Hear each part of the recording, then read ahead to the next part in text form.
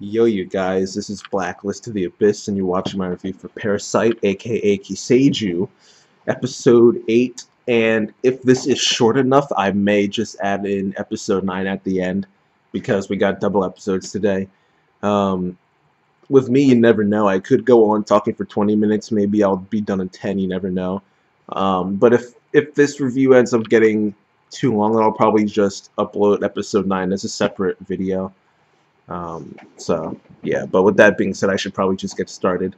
When I first started watching this episode, my computer was being a little slow, so it started freezing up at certain points, and because of it freezing up like that, I ended up seeing portions of the opening slower, like it would freeze at certain points. And one of those points was at the end when Shinichi is falling down like from the sky and crap, and you get random people appearing on the screen who are going to show up later on. And one of those scenes I made the thumbnail is it's Akiho and Yuko. Okay, Yuko was the girl with the black hair and the glasses who draws. And then you see flipped, it's Akiho, who is that girl who has a crush on Shinichi, who I mentioned like weeks ago, has a crush on Shinichi and just doesn't really have have a chance at all, because unlike the other girls, it's like her feelings aren't even really like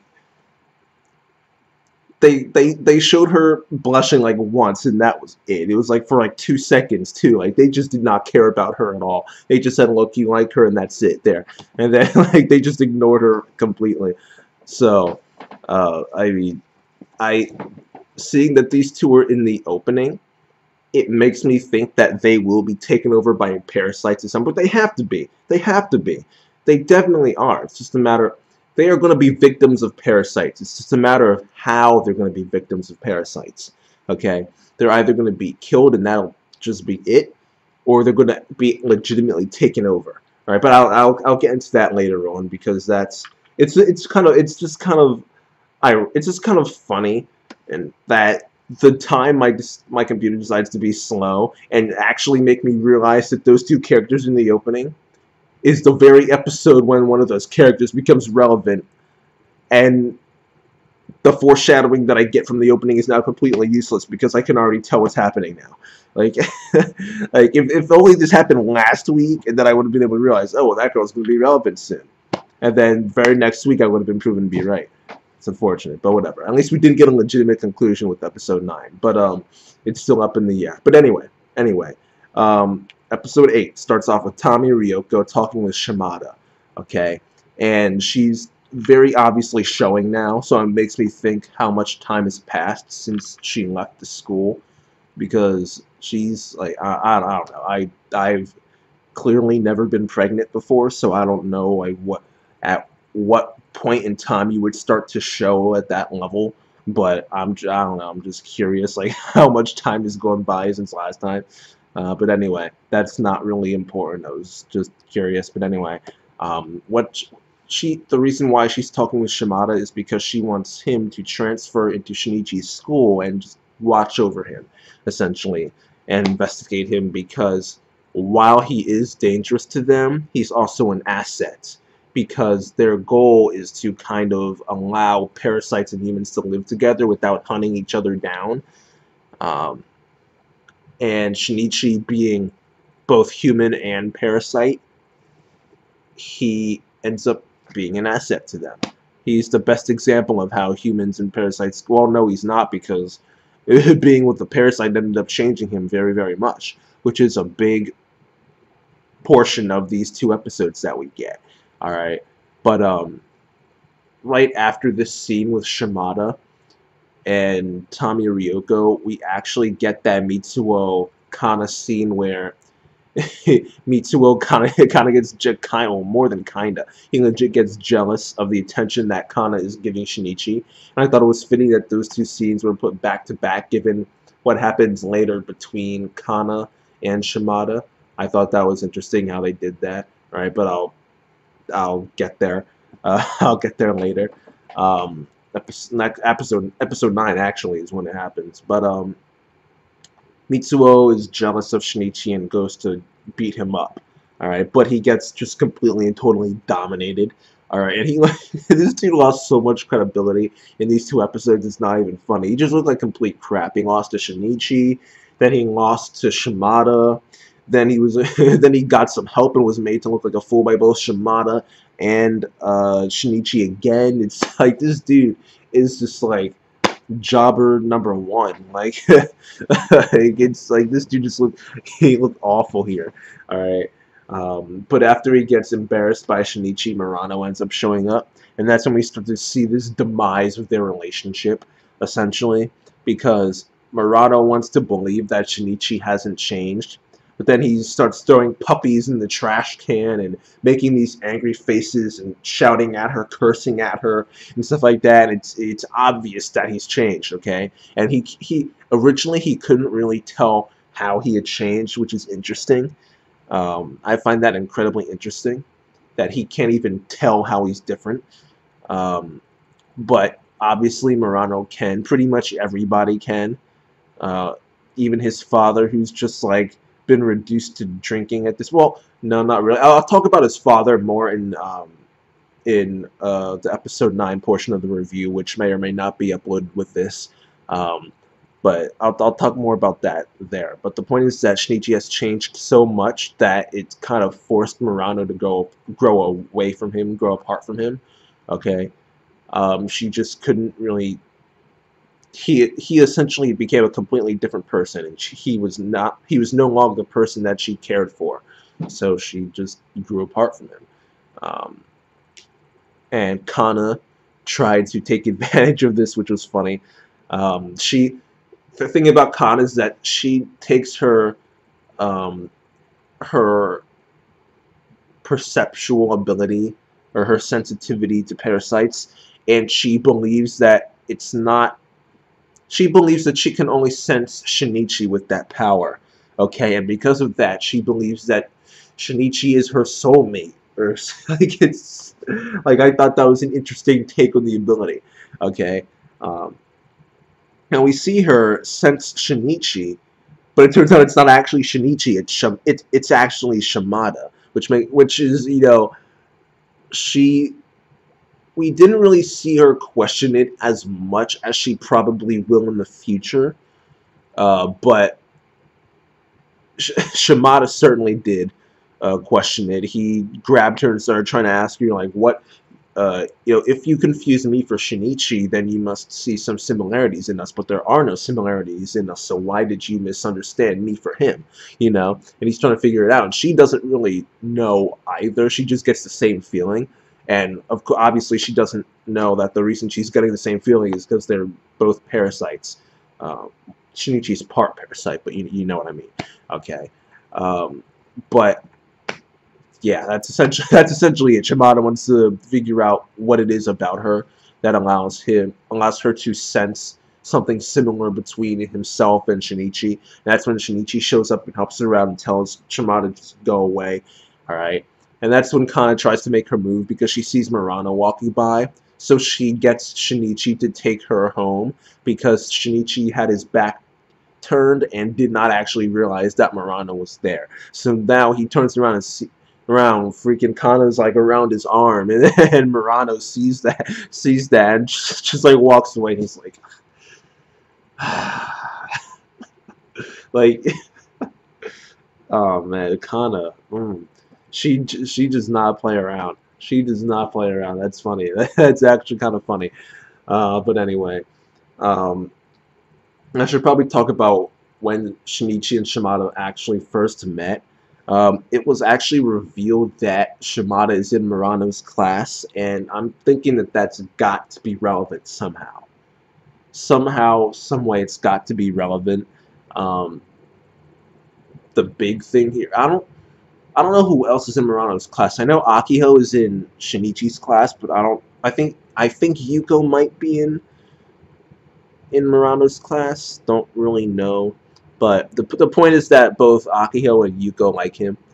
We also get the first legit confirmation that Akiho does actually like Shinichi too. So I was right about that. Just saying, but yeah, they both like Shimada, and that ends up becoming incredibly relevant because Yuko is a moron. Well, she's a lot of things. Yuko is a lot of things. Oh my God, she's a moron for what she did in episode 9, but at the same time, she's the one who was able to put it all together. So she's not legitimately a moron. She's just kind of really a moron. Like she's smart, but she's a moron. Have you ever met people who are really smart but also really freaking stupid? I've met so many people like that, like professors who are really smart in their field and are like geniuses, but then they do the stupidest stuff, and you just like can't understand. Like they have book smarts, but they don't have street smarts at all. Like they don't have common sense. Like Yuko is one of those people. She's smart, but she's really freaking stupid at the same time. All right, like that's Yuko in a nutshell. All right, but anyway, when Shinichi and Shimada are first, having their original meetings in episode 8, Shimada actually says that he doesn't hurt humans, and that he and the parasite formerly known as Tamiya Ryoko, because she changed her name to something that we don't actually know yet, but um, their purpose. I already talked about this in the beginning of the review, but they want to coexist with humans. All right, and Shimada says he hasn't hurt humans in a very long time, but that's obviously not true because we see him devour a couple of people in this episode. All right, um, and that ending that we got with Yuko drawing Shimada was what allowed me to kind of get a pretty good idea of what was going to happen to Yuko. Yeah, yeah. It was obvious that she was gonna get taken out by Shimada. Well, I'll get to that. Yeah, I'll just 12 minutes. Okay, fine. I'll do episode 9 now. I'll do the episode 9 review now. For the record, for this episode 8 rating, I will give it an 8.5 out of 10. Okay, because of all the things they were built. There were a lot of things going on. There were a lot of things going on, a lot of things being built up, and I think it's really good that they were focusing that much on the different side plots that were going on. So I'll give that episode an 8.5 out of 10. Alright, now as for episode 9, this is when Kana and Shimada meet up a second time. Alright, and this is when Mitsuo he gets dominated again. Alright, and after that, Shimada actually ends up observing Shinichi when Migi's asleep, and he tries to wake Migi up by being hostile. But Migi doesn't wake up, and he takes that as weakness on Shinichi's part, thinking like, oh, well, this guy kind of sucks, Even after that, this dude is still sending a weak signal and all this. He's clearly weak. Okay, so he underestimated Shinichi. But later, when Mitsuo got embarrassed again, all right, Shimada ends up getting proven wrong because he sees Shinichi jumping 3 meters in the air and stuff like that, and he's just like, wait, what? How is this? This shouldn't be possible. He can't be. His right hand can't be helping him. How is he doing that? Like he under he saw the weakness of Shinichi and ended up assuming that there was nothing strong about him at all, and then he saw something really strong about Shinichi, and it was kind of just like caught completely off guard by it, right? Which I liked. I thought that was cool how they did that. Another thing I said I would talk about Shinichi's father. Well, he was important here as well. He kind of saw how Shinichi was handling things and decided to move on, and he decided to do something about the whole situation. Okay, because he ended up calling some people, police officers, and Yuko's brother, as we end up learning later. All right, and telling them and getting sketches and stuff like that, and we now know the police do know about the parasites now. At the very least, those few do. Probably more do. There's an investigation going on into the parasites. They don't want to actually reveal the existence of parasites to the public because you can't really tell just visually who is legitimately human and who has actually been taken over by a parasite. So they don't want to cause a mass panic where no one trusts anybody anymore, which is perfectly understandable and perfectly reasonable. As a matter of fact, if they didn't do that, I'd be surprised. If they didn't take all that into consideration, I'd be surprised. But Yuko's brother Haruki actually ends up being the reason that Yuko learns about the parasites. Okay, because she ends up getting suspicious about Shimada because she sees him take a baseball to the head and be fine. His head was like cracked, and then just went back to normal. Like it, like not cracked, but like dented. All right, and then his head dented, but then just went back to normal. Okay, so that was the first thing, and then she followed him some more and saw him change his face. Okay, and that was when she knew like there was something up. Then she connected the dots from when she saw the drawing earlier, and then that's when she decided to confront Haruki and ask, and she ended up getting the information about parasites and everything. All right, and once she does that, she decides to do one of the stupidest things you could possibly do, like I mentioned earlier. Okay, she's a bona fide moron when it comes to street smarts. All right.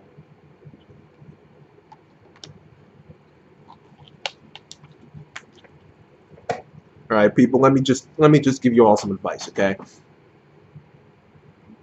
If you suspect that somebody is a homicidal maniac, what you do not do is meet them alone in private to discuss their homicidal tendencies and essentially confront them about it.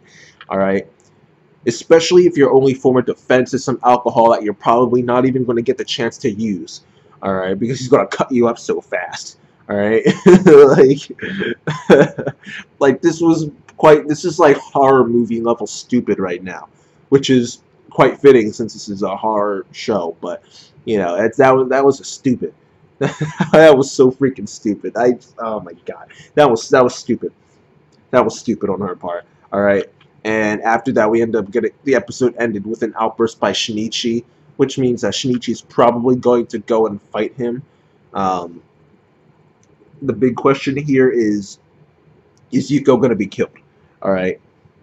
And I think eventually she will, because like I said before, I think she's going to be turned into a parasite, or be taken over by one. All right. But in order for her to be taken over by a parasite, oh well,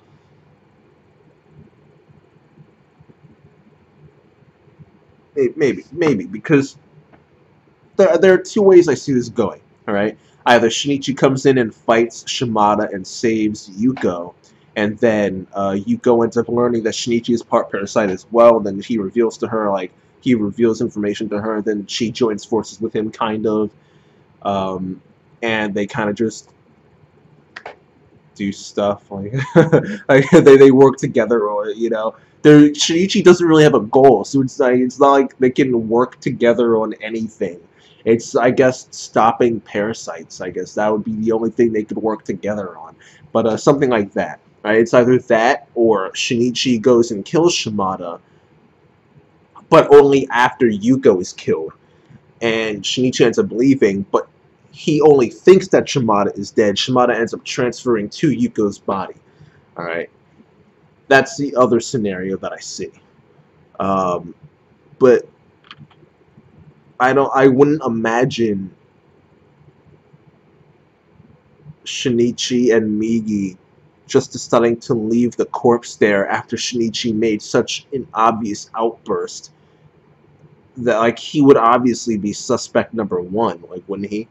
If people see him suddenly running out of the room and running in the direction of the building of the room that a corpse is found in, like, obviously they don't. There are other things in that direction, and he could obviously say he went somewhere else, but that's still, especially since he actually had dialogue there where he was referring specifically to Shimada, like it's just too suspicious for him to not be considered a suspect. So I feel like they wouldn't just leave the corpses there. They would have to do something about them. But I think both are possible. I'm just not sure which is more likely. Yuko may very well die next episode. The only question is, when is it going to happen to Akiho? Akiho, I should say. Akiho is from Trinity 7. Akiho is this girl. I'm still trying to figure out like how she's going to be relevant, because she's not, like. Then again, Yuko wasn't relevant until not too long ago. They'll find a way. The author, I'm sure, found a way to make Akio relevant so that she can get killed and take it over.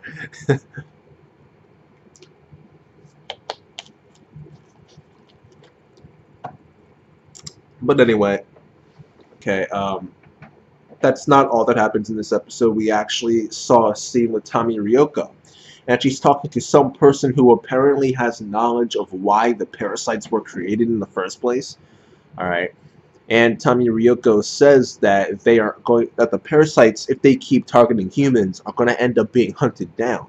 All right, so that's what the biggest reason why she wants to live together with humans and stop going after them, because it would put herself in danger. And we know that parasites only really care about their own survival. It's because she feels as though her own survival is threatened by this that she wants to coexist with humans. Okay. And she ends up asking this guy why parasites were created and sent to Earth in the first place, and the guy says that humans are toxic to Earth and that the parasites were created as a way to neutralize the humans, which is interesting.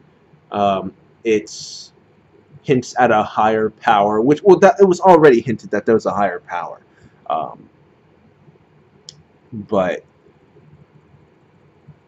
it hints at an even high. Well, I'm trying to think. I would assume that this dude, this old man, works for the higher power, or is like uh, the voice of the higher. Like the higher power uses this guy as a way to talk to people. Like I'm trying to figure out what this dude's role is. Like, and his higher power. Like, what type of power is it? Like, they're not. I doubt they're just gonna say, "Oh, well, God created the parasites to take care of humans." Like, that just doesn't make sense. For a series like this, that just doesn't make sense. It has to be something like some alien race that's even more superior than humans and parasites created the parasites specifically to deal with humans. But like, if there is this superior alien race, then why would they not just go down there themselves and take the humans out? I don't know. Like, it's this concept of a higher power that created the parasites to neutralize the humans. This is interesting. It was hinted at earlier, especially in episode 1, but now it's like becoming relevant again, and it's making me think and try to figure out how this is going to happen and how this is going to work. I'm honestly not sure how it's going to work.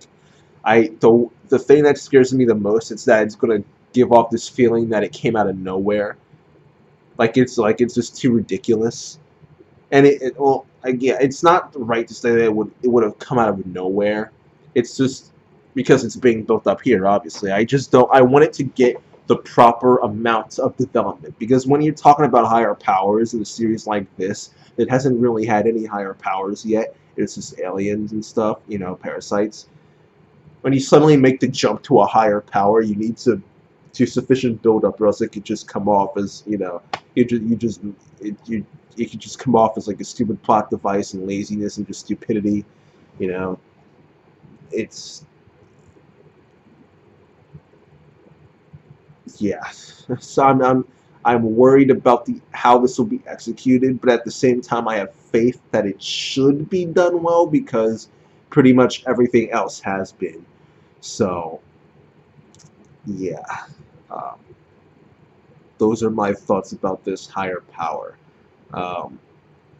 This episode also had the conclusion of the whole Shinichi Murano dissension, and yeah, that's that. The biggest things to come out of these 2 episodes were the future of parasites and what's going to happen with them, Yuko, just Yuko in general, Shinichi changing even more, and those changes leading to his relationship with Murano breaking down.